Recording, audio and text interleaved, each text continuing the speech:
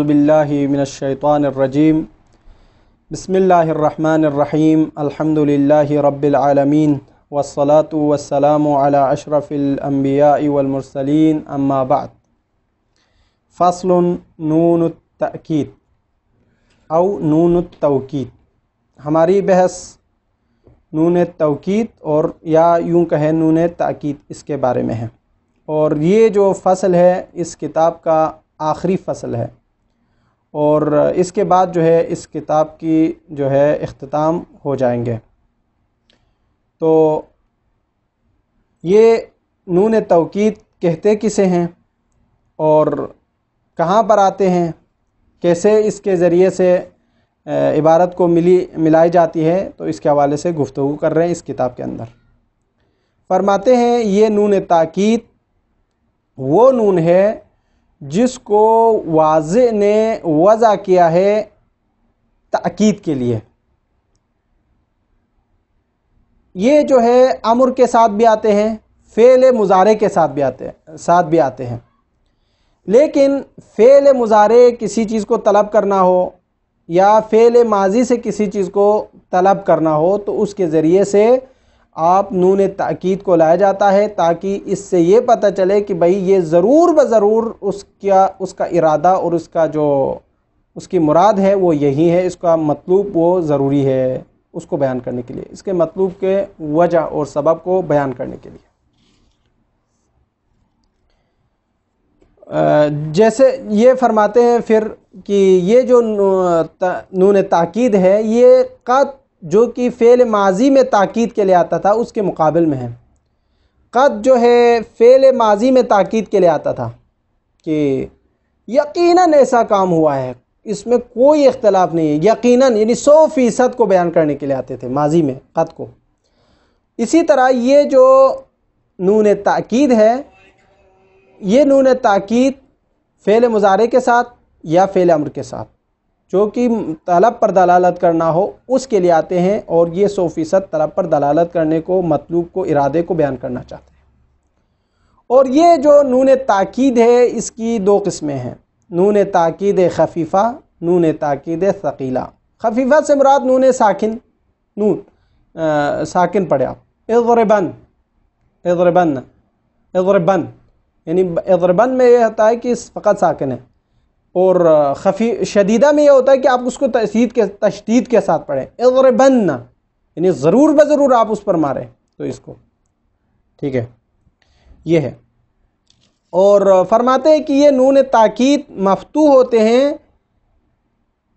اگر اس سے پہلے الف نہ ہو، اگر اس سے پہلے الف ہو تو اس صورت میں یہ مکسور ہوتے ہیں۔ اسی طرح یہ امر پر بھی داخل ہوتے ہیں، نہی پر بھی داخل ہوتے ہیں، استفہام پر داخل ہوتے ہیں، تمنی پر داخل ہوتے ہیں، عرض پر بھی داخل ہوتے ہیں، اور چونکہ یہ سارے جو ہے دلالت کرتے ہیں طلب پر، تو طلب پر تو وہ ہم نے کہا کہ ابھی امر پر داخل ہوتے ہیں تو یہ امر کے اقسام میں سے ہیں، وہ بھی طلب کے لیے آتے ہیں، تو ان سب پر بھی یہ داخل ہوتا ہے۔ اور کبھی کبھار یہ نون قسم پر داخل ہوتے ہیں وجوباً، اور اس کے بارے میں بھی باتیں ہیں اور مثالیں انشاءاللہ ہم اس کو ساتھ بیان کریں گے۔ فرماتے ہیں فصل نون التأکید، نون تاکید کے بارے میں فصل ہے۔ وہی یہ نون تاکید نون وہ نون ہے وضعت لتأکید الامر والمضارع، جس کو مضارع اور امر کی تاکید کو بیان کرنے کے لیے وضع کیا گیا ہے۔ اذا کان جب ہو امر یا مضارع فیہ طلب، جس میں طلب ہو تو اس طلب میں تاکید بیان کرنے کے لیے نون کو لایا جاتا ہے۔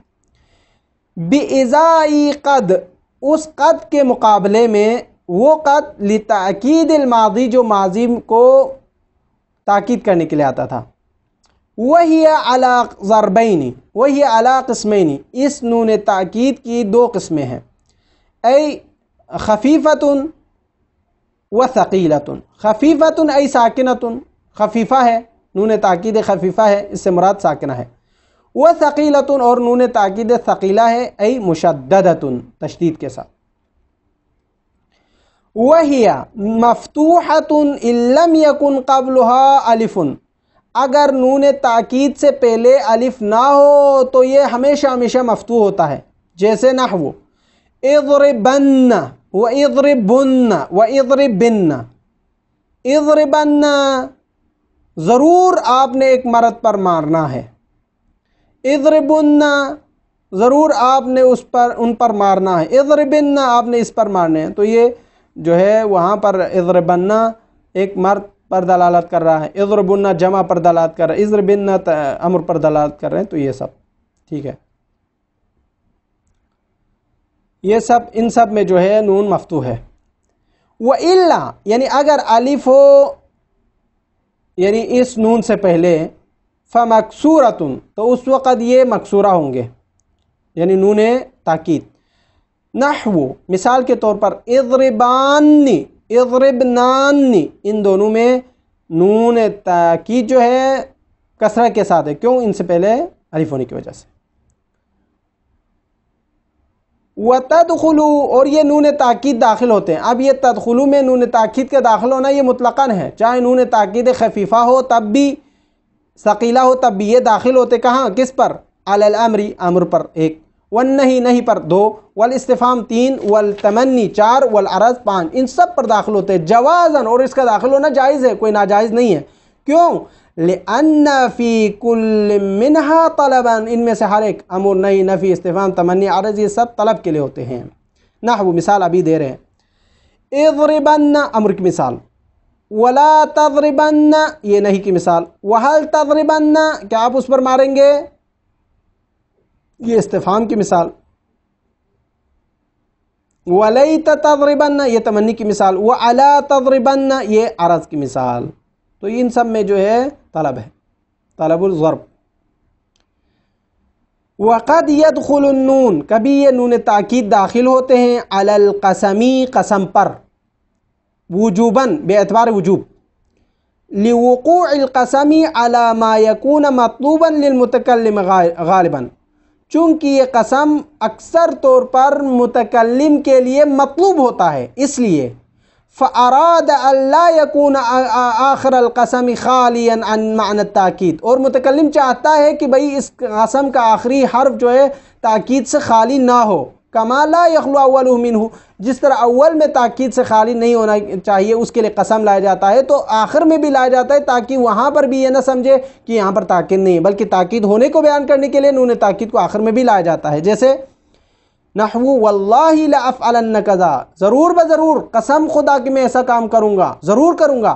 تو یہاں پر واللہ جس طرح واللہ قسم کو جملے کے ابتدا میں لا کر قسم تاکید کو بیان کر رہا ہے، اسی طرح متکلم چاہتا ہے کہ فعل کے جملے کے آخر میں بھی نون تاکید کو لائے. لأفعلن میں نون جو ہے آخر میں لایا گیا ہے، اس میں بھی تاکید کو بیان کرنا ہے. ٹھیک ہے، تو یہ جائز ہے، کوئی مسئلہ نہیں ہے. نحوی نہیں چاہتے کہ ابتدا میں بھی اور آخر میں بھی تاکید کو بیان کرے تاکہ اس سے اندازہ ہو کہ یہ کام کتنا ضرور ہے اور ضروری ہے اور کرنا چاہیے. وَعْلَمْ جان لو انہو یجب ضم ما قبلها فی الجمع المذکری، جمع مذکر میں نون تاکید کو ضمہ دینا واجب ہے. جمع مذکر میں نون تاکید کو ضمہ دینا واجب ہے. کیوں؟ نحو اضربن مثال دے رہے ہیں، اضربن اضربن جمع مذکر میں، لتدل علی واو الجمع المحذوف، تاکہ یہ پتہ چلے، یعنی نون تاکید ما قبل نون تاکید جمع مذکر میں ضمہ دینا واجب ہے. یعنی بعبارت دیگر آپ یوں کہیں، جمع مذکر کا صیغہ اگر کسی نے پڑھنا ہو تو اس صورت میں اس سے کوئی چیز کا مطالبہ کرنا ہو تو آپ یہ کریں کہ نون تاکید سے ما قبل پر ضمہ ہونا ضروری ہے، تاکہ یہ دلالت کرے کہ یہ واو یہاں پر حذف ہے. جیسے اضربن، اضربن میں نون تاکید ہے، اس سے پہلے با پر ضمہ ہے. کیوں لگایا ضمہ اس پر؟ تو اس لیے چونکہ یہ ضمہ دلالت کرتے ہیں واو الجمع المحذوف کی، یہ واو جمع یہاں پر حذف ہے. اور اسی طرح وَكَسْرُ مَا قَبْلُهَا، نون تاکید سے پہلے کسرہ دینا واجب ہوگا. کہاں پر؟ فی الواحد المؤنث المخاطبہ، واحد مؤنث مخاطبہ میں، مفرد مؤنث مخاطبہ میں. نحو اضربن، اضربن میں نون تاکید سے پہلے با پر کسرہ دینا واجب ہے. کیوں؟ اس لیے تاکہ پتہ چلے کہ یہ مفرد مؤنث مخاطبہ کا صیغہ ہے. لتدل علی الیاء المحذوفہ، اور یہ پتہ چلے کہ یہاں پر اس سے پہلے یا محذوفہ موجود ہے، یا محذوفہ ہے یا محذوف ہے. والفتح فیما عداها، لیکن اس کے علاوہ باقی جتنے مقامات ہیں یعنی تقریباً اگر گنے تو 11 مقامات ہو سکتے ہیں کہ وہاں پر فتحہ دینا ضروری ہے۔ اما فی المفرد فلأنه لو انضم، جہاں تک مفرد کا تعلق ہے اگر وہاں پر ضمہ دے دیں تو لالتبس بالجمع المذکر، جمع مذکر میں ہم نے ابھی کیا کہا تھا، نون توکید سے پہلے ضمہ دینا چاہیے تھا، اگر یہی مفرد کو بھی ضمہ دے دے تو وہاں پر التباس کا خطرہ ہوتا ہے، اشتباہ کا خطرہ ہوتا ہے کہ یہ مفرد کا صیغہ ہے یا جمع مذکر کا صیغہ ہے۔ ولو کسر، اگر مفرد میں کسرہ دیا جائے تو لالتبس بالمخاطبہ، مفرد مؤنث مخاطبہ کے ساتھ یعنی اشتباہ کا خطرہ ہوتا ہے کہ یہ صیغہ مفرد کا صیغہ ہے یا جمع مفرد مؤنث مخاطبہ کا صیغہ ہے۔ دو، وَأَمَّا فِي الْمُثَنَّى وَجَمْعِ الْمُؤَنَّثِ، لیکن جہاں تک تثنیہ اور جمع مؤنث میں ہے فَلِأَنَّ مَا قَبْلُهَا أَلِفٌ، چونکہ اس سے پہلے یعنی نون توکید سے پہلے الف ہے تثنیہ اور جمع مؤنث میں، نحو اضربان اضربنان، وہاں پر آپ پڑھ سکتے ہیں۔ وزیدت الف فی الجمع المؤنث قبل نون التوکید، نون توکید سے پہلے ایک الف کو وہاں پر اضافہ کیا ہے، ٹھیک ہے۔ وزیدت الالف فی الجمع المؤنث، جمع مؤنث میں ایک الف کو اضافہ کیا، قبل نون التأکید، نون توکید سے پہلے جمع ایک الف کو اضافہ کیا، کیوں؟ لِکَرَاحَةِ اجتماع ثلاث نونات، تین نون کا ایک ہی چیز میں ایک ہی صیغہ کے اندر جمع ہونا مکروہ تھا، اس لیے جیسے کون سے تین نون ہیں یہاں پر، کہتے ہیں نون المضمر ضمیر والے نون ایک، ونون التأکید نون توکید، نون توکید میں دو نون داخل ہے، نون تاکید خفیفہ و ثقیلہ دو تین ہو گئے ہیں کل، ٹھیک ہے۔ یہ ایک بحث ہو گئی ختم۔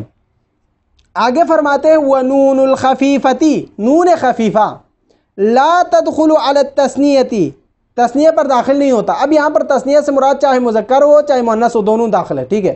یعنی نون توکید تثنیہ اور تثنیہ مذکر اور مؤنث پر داخل نہیں ہوتا، اصلاً کبھی بھی بالکل داخل نہیں ہوتا۔ ولا فی جمع المؤنث، اسی طرح جس طرح تثنیہ اور جمع پر نون توکید داخل نہیں ہو سکتا، نون توکید خفیفہ داخل نہیں ہو سکتا، اسی طرح جمع مؤنث پر بھی داخل نہیں ہوتا، کیوں؟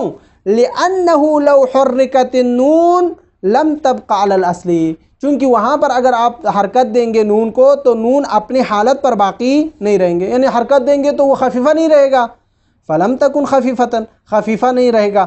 وَإِنْ أَبْقَوْهَا ساکنتاً فیلزم التقاء ساکنین، لیکن اگر وہ ایسے ہی اپنی حالت پر رکھے تو التقاء ساکنین لازم آتے ہیں۔ علی غیر حدہ، جس کی کوئی حد نہیں ہے، وہ غیر حسن، یہ غیر مستحسن ہے، جائز نہیں ہے، یعنی نون کو ایسے اپنے جگہ پر رکھنا یہ صحیح نہیں ہے، چونکہ یہ التقاء ساکنین غیر حدی لازم آتے ہیں اور یہ غیر مستحسن ہے ہمیشہ التقاء ساکنین سے کام لینا، اور اس کو حرکت بھی نہیں دیکھ سکتے ہیں، چونکہ اگر حرکت دیں گے تو وہ نون خفیفہ سے خارج ہو جائے گا، تو یہ مشکل ہے۔ والحمدللہ رب العالمین وصلی اللہ علی خاتم النبیین وسید الوصیین۔